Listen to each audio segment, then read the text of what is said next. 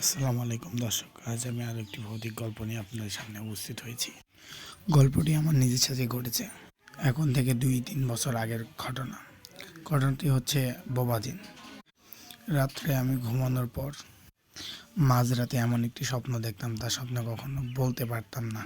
ওই স্বপ্ন দেখার পরপরই আমার মনে হচ্ছে আমার বুকের উপর কে যেন বসে আছে। আমি হাত পা নাড়াতে পারতাম না, চোখ খোলার চেষ্টা করলে চোখটাও খুলতে পারতাম না। এরকম আস্তে আস্তে অনেক দিন কেটে যায়।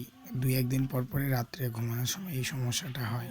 আমি ঘুমের মধ্যে সূরা পাঠ করলে তারপরে আমাকে বুকের উপর থেকে কে যেন নেমে যায় এমন অনুভব হয়, সাথে সাথে ঘুমটা ভেঙে যায়। এরকম দেখতে দেখতে অনেক দিন কেটে যায়। মাঝখানে ঠিকঠাক ছিল, আর কোনো সমস্যা হচ্ছিল না। হুট করে আবার শুরু হয়ে যায় প্রতিদিন।